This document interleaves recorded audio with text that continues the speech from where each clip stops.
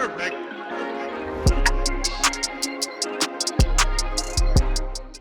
What's up, ladies and gentlemen? This is Rod Murray, and the final episode for this wildcard weekend between the division rivals, Seattle Seahawks versus the Los Angeles Rams. I am here with two returning champions before from their respective weeks. Lee was part of the first week that we did this show against the Dallas Cowboys, a victory then, and a thrilling overtime victory.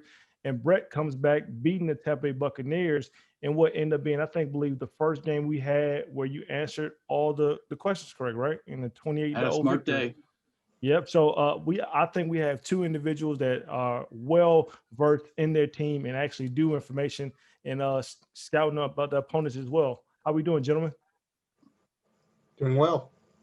Doing really well. Thanks.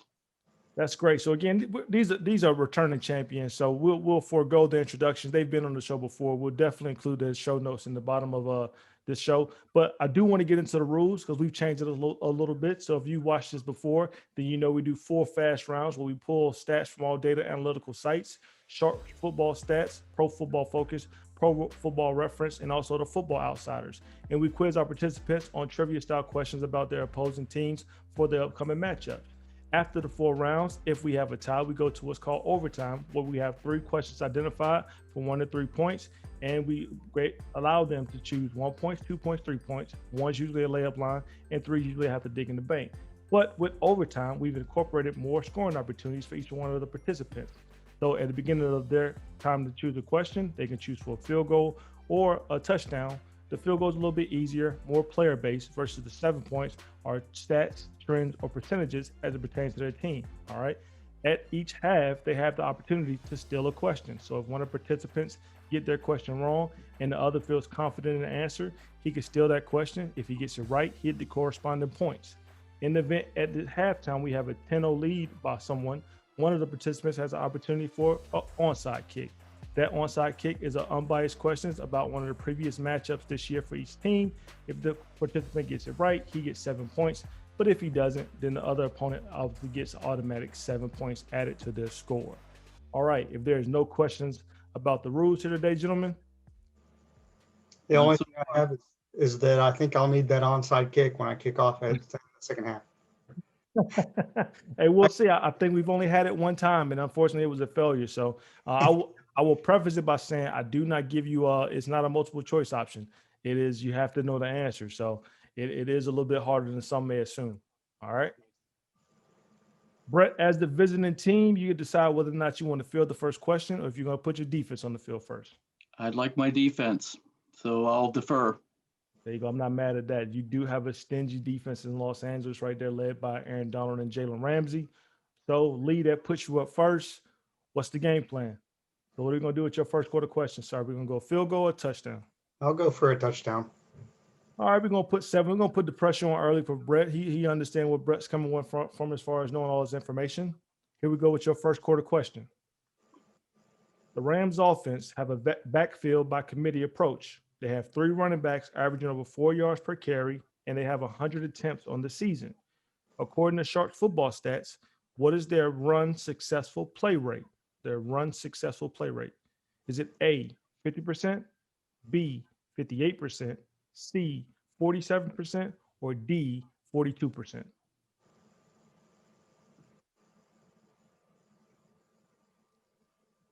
I would say 50%. So Lee chooses A, 50%. And I don't know if that was a good decision, but you're right, sir. The answer is, in fact, A, 50%. They have 384 rushes on the season.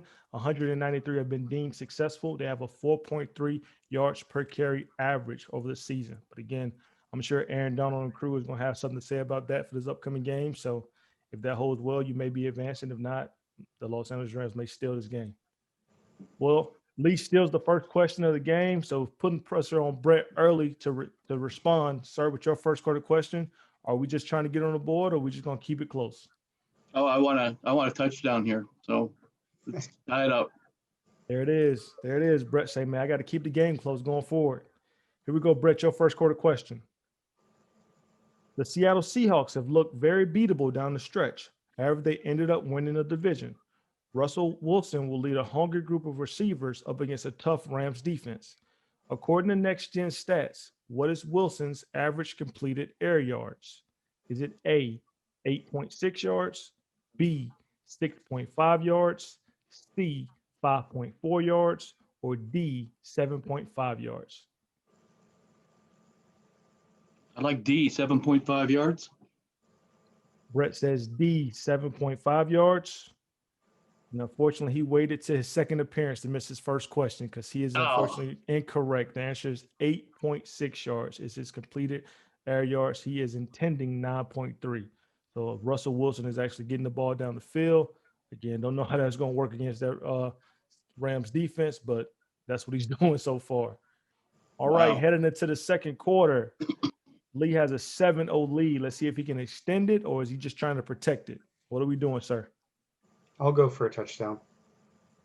Hey, man, touchdown the bus. He's trying to get the Rams out of here early, trying to prove they don't belong in the playoffs here today. I'm just trying Here to we show go. what an idiot I am. I'm probably going to miss it. So, Here we go, Lee, with your second quarter question.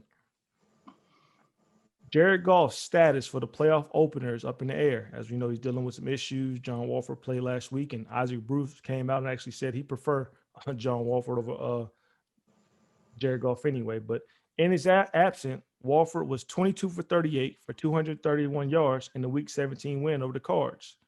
According to Pro Football Reference, what was Wolford's intended air yards per pass? Was it A, 6.3 yards, B, 11.5 yards, C, 9.4 yards, or D, 8.7 yards? I'll say A. All right, Lee says A, 6.3 yards, and he is wrong, ladies and gentlemen.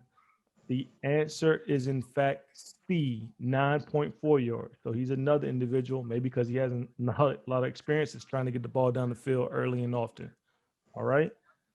The Lee fails to extend here. Brett has an opportunity in the second quarter to tie the game, or is he just trying to get on the board here for 3 points? Oh, we got to go for the tie now. Take it into the halftime at a tie. Touchdown, please. There we go. Brett's trying to tie it up before the half. Here we go, sir, with your second quarter question. The Seahawks are a team that operate with a committee in the backfield as well. They collectively are averaging 123.3 yards per game. Directionally speaking, where are they having the most success running the ball? Is it A, behind the left tackle, B, behind the right guard, C, behind the right tackle, or D, behind the center?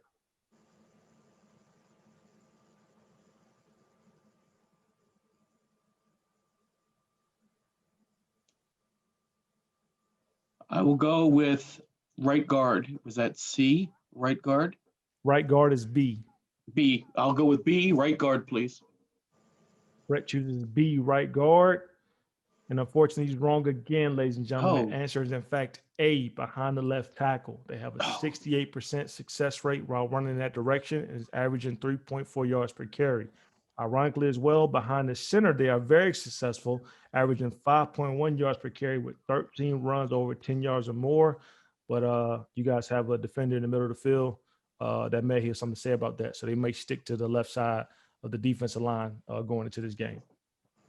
All right, so going into halftime here, we have a 7-0 lead by the Seahawks. Very, very game still in reach for the Rams, who will open up the third quarter with their question. So again, sir, are we just trying to get on the board, or are we still seeking that touchdown?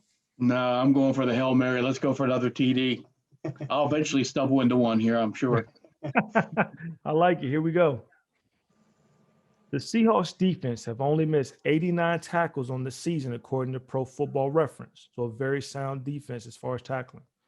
What is their team's overall missed tackle percentage? Is it A, 6.5%, B, 7.8%, C, 9.3%, or D, 11.5%? I'll go with B, the 7.8%. 7.8%. 7.8%. I'll go with B, yes. All right. So Brett chooses B, 7.8%. And he's correct, ladies and gentlemen. Oh. They have, like I said, the 89 missed tackles on the season. Cam Akers Brown and Henderson are averaging 3.68 missed tackles, forced missed tackles per game when rushing. So there's opportunity there. I think Bobby Wagner leads the team with 11 missed tackles on the season. And if your middle linebacker is missing the most tackles and he only has 11, I think that's a good stat to have. So not too bad there, and not a bad way to start the second half there with putting 7 points in the game. Forcing Lee to respond here with his third quarter question. Sir, what are we going to do? Well, first of all, I think they missed 89 tackles in the first 3 games. So I think that is quite possible, sir. but I'll go for a touchdown. Why not? Here we go. Your third quarter question for a touchdown. If Jared Goff does play, the team's odds to win may be in their favor. In 10 matchups against the Rams, Jared Goff is 6-4, averaging 250 yards and 1 touchdown and 1 interception per game. All right. According to Pro Football Focus, what is Goff's completion rate percentage when he's pressured by the defense? Is it A, 40.3%, B, 44.4%, C, 49.8%, or D, 50.7%? I will say B. Lee says B, 44.4%. And that is how you respond, ladies and gentlemen, because he is in fact correct.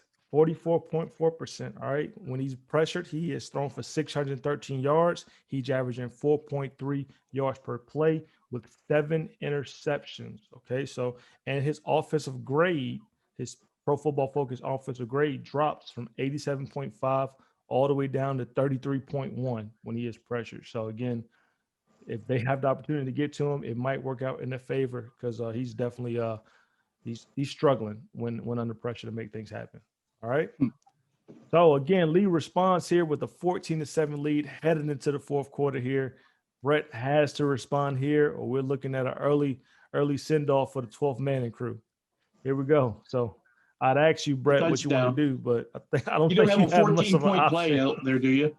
No, I don't. I didn't draw one of those up. All right. Are we ready for your fourth quarter question? Sir. The Seattle Seahawks are a team that operates with a committee in the backfield. Which Seahawks player has the highest yards per carry average? Is it A, Chris Carson, B, Carlos Hyde, C, Russell Wilson, or D, Rashard Penny? I think I know this one, actually, and I'm going to go with A, Chris Carson. He's a stud.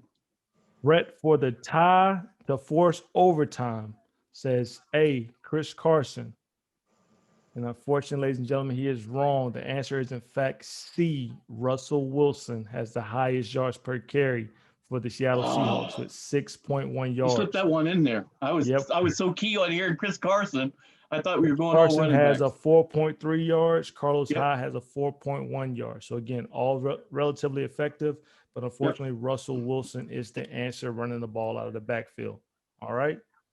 So Lee, with a 14-7 win here, advances to the next round. Sir, the floor is yours for a victory speech. Oh, I just hope the Seahawks, the real Seahawks, actually win on Saturday. But the Rams are tough. I think Russell Wilson has won 3 or 4 games against the Rams. It's going to be a tough game. If we can beat the Rams, it's going to be a close game, probably a low scoring game. I hope. If it's high scoring, I think the Seahawks lose easily. But I'm glad you had me on again. I really, really appreciate it. It's a fun show to do. So go Hawks, and hopefully all works well for the Seattle team, at least on Saturday. That is, sir. Bret, unfortunately, this is uncharted territory for you, sir. You don't get a victory speech this time, but the floor is yours for a score prediction. Well, for I know that the Seattle Seahawks are definitely deserve the win. I think that in terms of all the Rams, I think they have a great deal of respect. Maybe not so much love, but a great deal of respect for the Seahawks. And it's well deserved because they have been year in, year out, the cream of the crop in the NFC West. And I think the NFC West is one of the best divisions in the NFL. I do not look for a high-scoring game, but I think, in all honesty, I think that the Rams may be able to squeak one out here. They've had success against Seahawks in the past. I think that Sean McVay has played a very good card with the will he or won't he start Wolford, which I think puts the Seahawks at a defensive disadvantage going in. I'd actually like to see Wolford start because I think he throws a better deep ball. I think he has better command of the entire offense. And I think that his mobility gives the Seahawks something they have never seen before from the Rams. If Wolford's in, I think that the Rams win 21-10. If Wolford starts, if Goff starts, I think it's a lot closer. I think it's 17-14. Rams, both situations. I like it. I like it. I got to say that I think this is going to be one of the more defensive matchups we have in this wild card week. We'll see what really the game to me, the chess piece me is Jalen Ramsey versus Russell Wilson. I think we all know what Aaron Donald's going to do. Unfortunately, I don't think the Seahawks have anybody that can stop him. So I think the matchup is on the outside with that strong secondary of the Rams versus those hungry wide receivers led by DK Metcalf and Tyler Lockett. So I think this is the most intriguing and I think defensive matchup we'll see of the 6 games we have this weekend. All right. So Lee, as the winner, you will get one of these hoodies that I hope you don't wear in 90-degree weather like I'm wearing right now and starting to sweat. But you will get one nonetheless. Ladies and gentlemen, this has been the final playoff edition. I want to thank my 2 participants again for a strong matchup. My apologies on the fumble of the question. It happens when you do stuff live, so I'm going to acknowledge it now. Lee, hopefully you can join us next week as you progress for the actual trophy that we will be presenting for Super Bowl weekend. All right. So again, Good luck, Lee. Represent. Oh yeah, hey man, Lee. This was the matchup that I was like, man, it might be high scoring because they both, when they played before, they knew a lot of the answers and was able to push the game further than I thought. All right. You definitely got 28 right last time, Bret. And unfortunately tonight you just couldn't get it done. But it happens, right? That's how the ball goes. You get stupid right? some days. That's just me. Once you hit the playoffs, everybody's 0-0. And you know what I'm saying? It's just all one game. So again, I want to thank both of my participants for a great show. I will put their information in the show link because they both have very insightful content. I'm Rod Murray. Thanks for watching.